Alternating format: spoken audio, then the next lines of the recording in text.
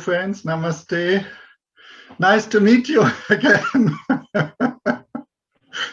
and I was very fascinated by the presentations from Italy and Argentina, because with the timetable, what has been done during these decades, we can really see that Ayurveda is progressing on a very profound level in the other countries outside of India. So in fact, I didn't prepare this history for Germany, but I have some other points. But in fact, we can say it's a similar story. So the European Academy of Ayurveda started in the beginning of the 19th. So we have 30 years of experience in teaching. And I just tried to share my slide. Okay. Full screen we need also. So what do you see? You can see my slide? No. We can hear, we can see, Martin. You can just put the slideshow, that's all. Okay, okay. I just try to do it now. One moment, please. So slideshow, and then it should work. So now it's better, huh? Yeah. So in fact, we have also a similar story. Yeah? We started in 1990. My first research in Ayurveda started at 1986. So it's a really long time. And the medical education, which is very important from my viewpoint, started in 1995. So since 25 years, we are teaching Ayurveda on a medical level under the guidance of Professor Gupta from Nadyat. And since then, it developed in different directions. So we have the Master of Science program, which is still going on. It will be finished, unfortunately, because the English University is closing down the whole field of natural medicine. It's a very sad story in this aspect, but we are teaching further on the same academic level. And furthermore, we have this cooperation with Charité Medical University, especially in the field of master dissertations. In fact, I have to say that tomorrow we have the assessment board meeting, and we have 20 finalists and 8 master dissertations on different subjects of Ayurveda.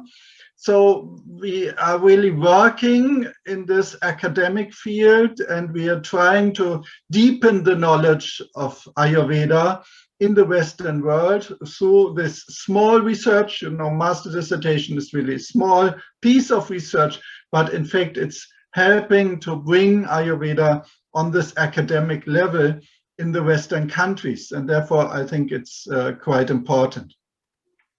And we have also the postgraduate studies for medical doctors, which is accepted by the medical authorities, which is going on in Berlin since 10 years now. And this is also continuing. Each year we are starting a new course, and I will give you some numbers about the people who have been taught in Ayurveda. So in Germany is a big country. We have 80 million people. So we have a big scene of Ayurveda. There are many people teaching Ayurveda, treating Ayurveda. And since 1 year, we have a supervising board of Ayurveda. So if the government of India or government of Germany wants to contact Ayurveda people, we have now the Ayurveda, where nearly all organizations of Ayurveda have come in and joined to give one voice of Ayurveda for the official authorities. I think this is a very important step, because we have so many people, so many different ideas, treatment concepts, etc. So it's not, if this is splattered into many directions, then it's difficult for Ayurveda, because nobody knows what it is really.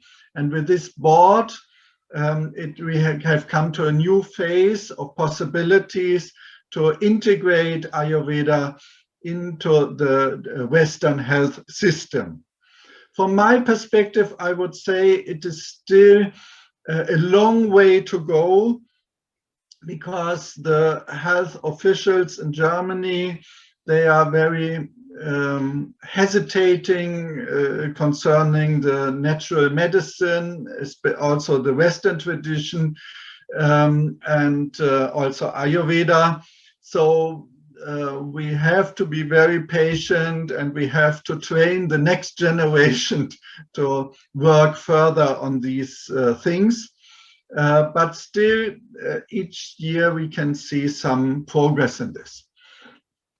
So I just bring some general points in my presentation, because Ayurveda comes to the Western culture in a very special situation. We have mistrust in the population against modern and Western medicine. Therefore, I was very happy to see your statement in Argentina that natural medicine and also Ayurveda is pro-vaccines. In Germany, we have a big scene of anti-vaccine people, and they have ideas which are not,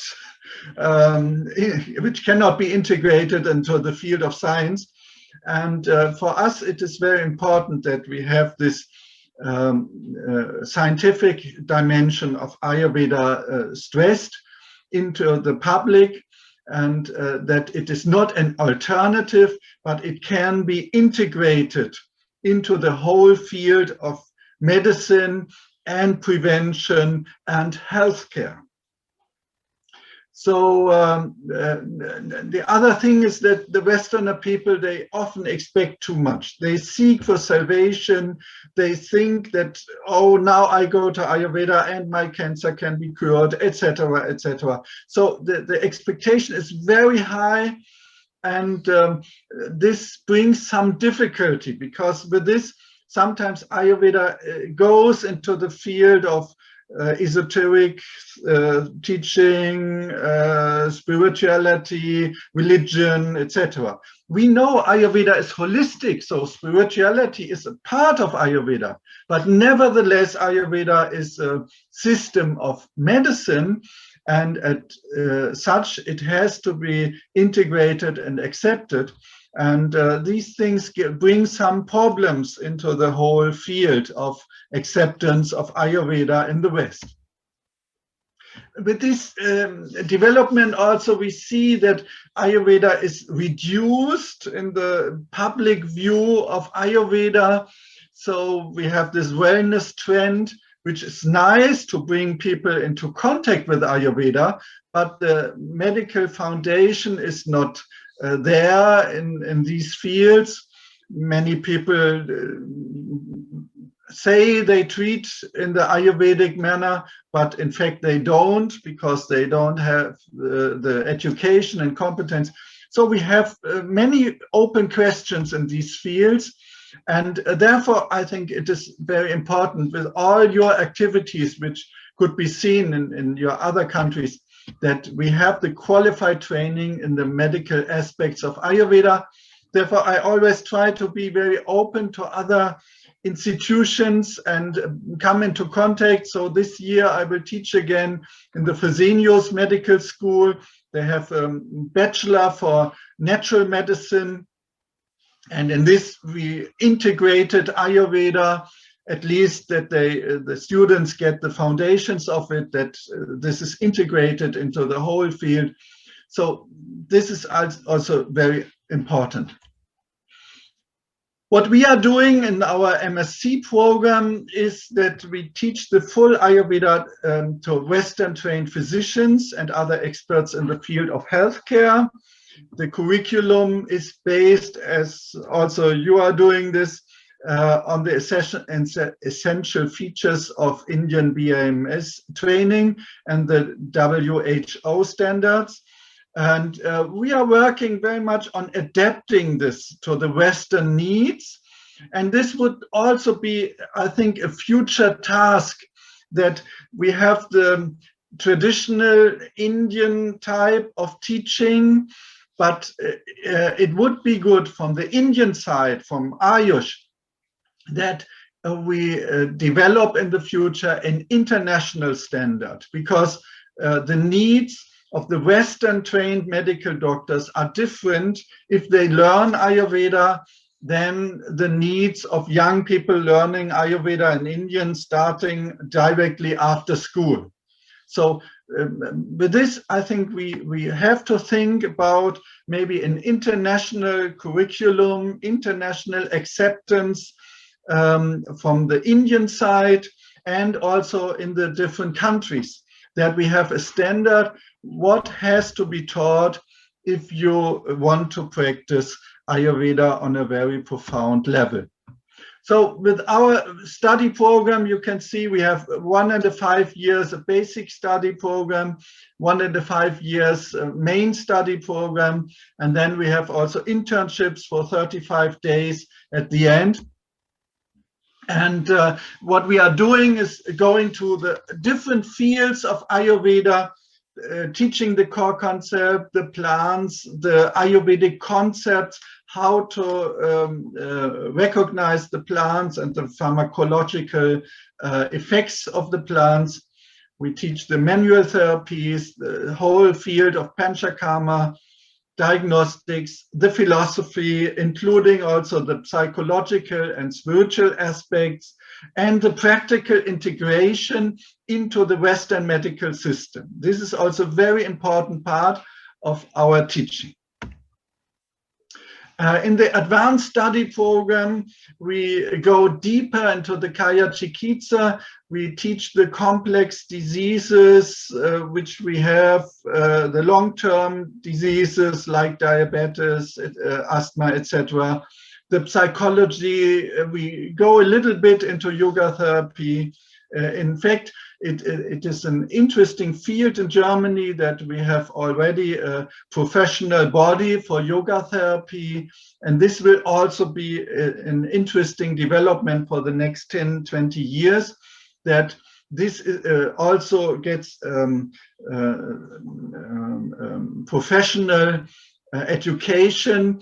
And at the moment, we have also very not so deep concepts in the yoga therapy scene, but if we also bring this to a professional level, it would be very helpful to go side by side with Ayurvedic treatment.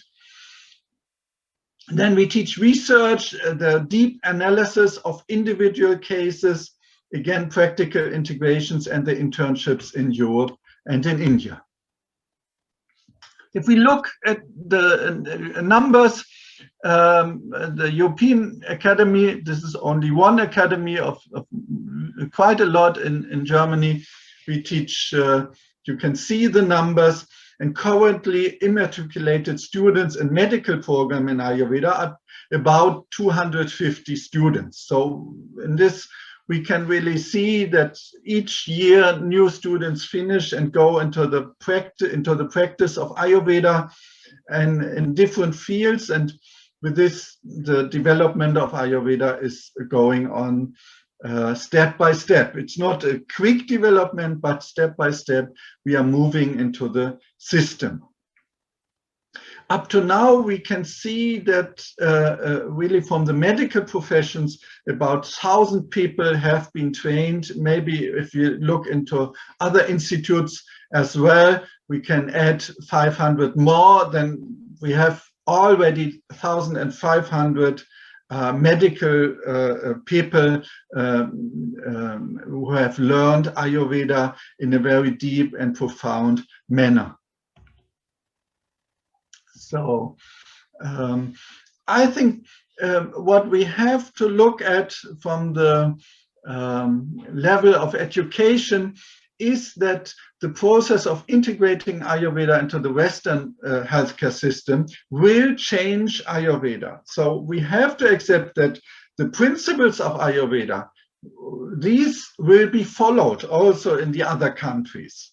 But if we bring it together, with the Western system of healthcare, then some changes will take place. And it is very important that we are open, and also the Indian side. Sometimes when I came to India to some conferences, I had this feeling, oh, this Ayurveda is ours and it's an Indian thing, and you should not change anything in this because we follow the tradition of 2000 years. But as Roche said, we have to look into the future, this digital medicine which is coming up, etc. So many changes are there in the Western system, and we have to follow up, because if we stay in the only looking back into the old tradition, then we will not be successful.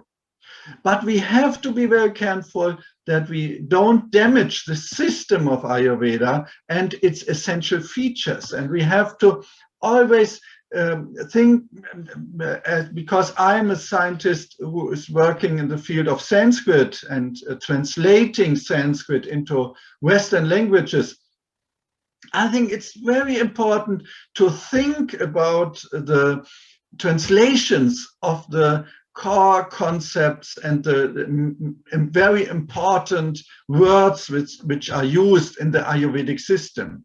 Because if we teach without explaining what is the deep meaning in the concepts, we will not understand Ayurveda properly.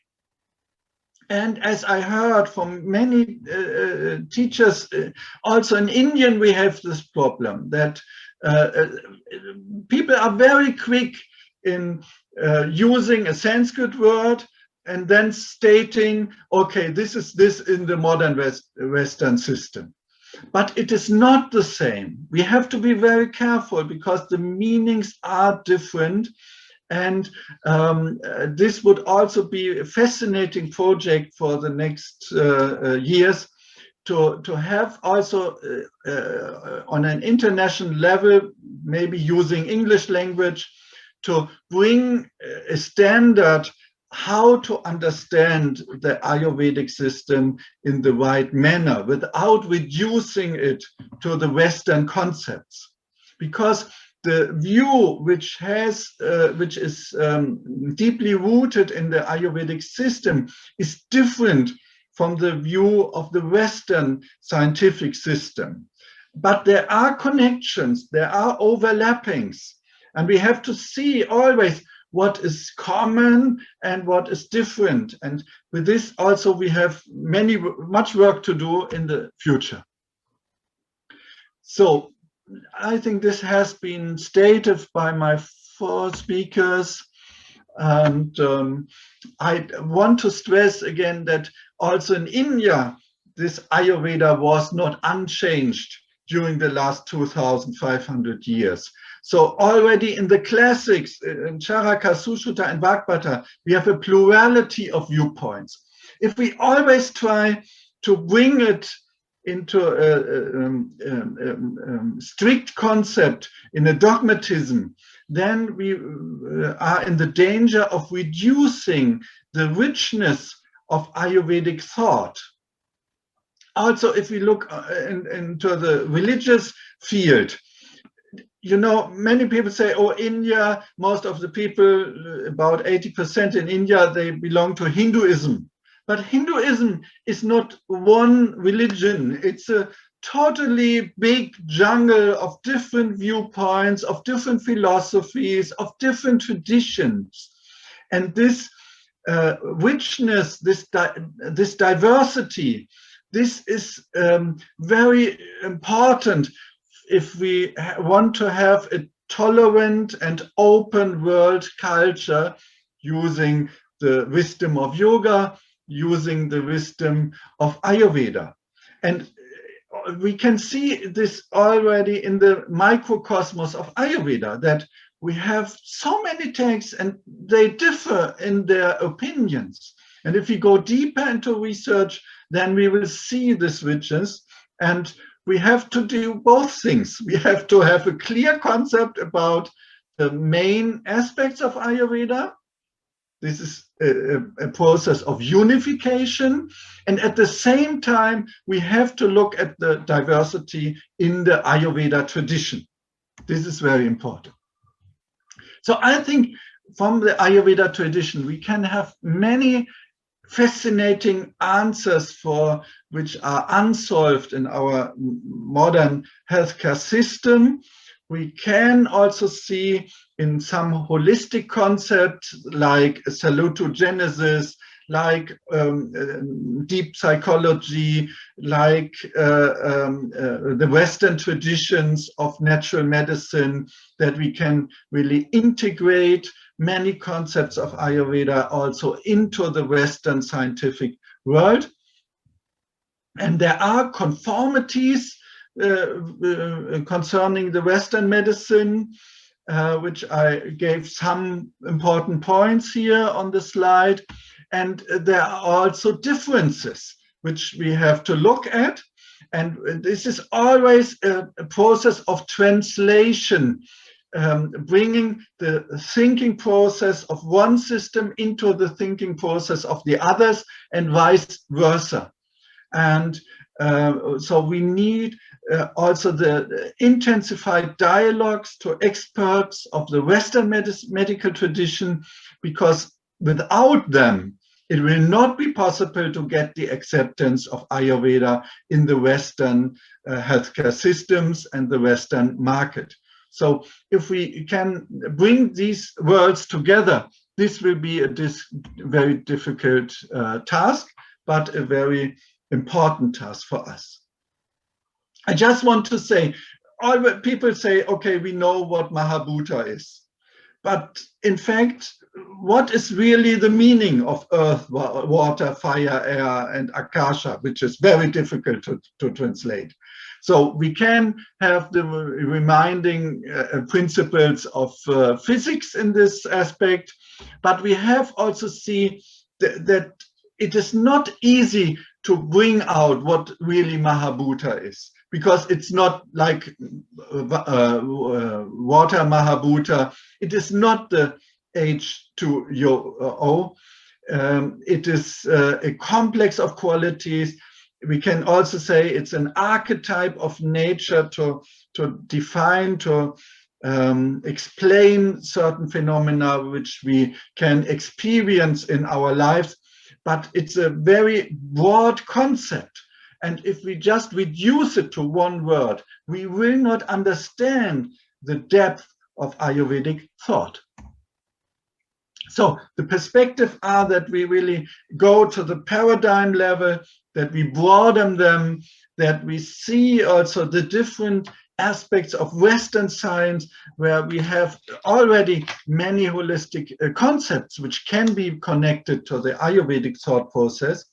And if we really work on this idea of integrated therapy concepts, then I think we will be on a good way in educating Ayurveda and working with Ayurveda therapies in the Western system. So thank you for your attention, and I'm very thankful that you invited me for this conference, thinking about educational processes, and my greetings go to India and all the other countries. Namaste.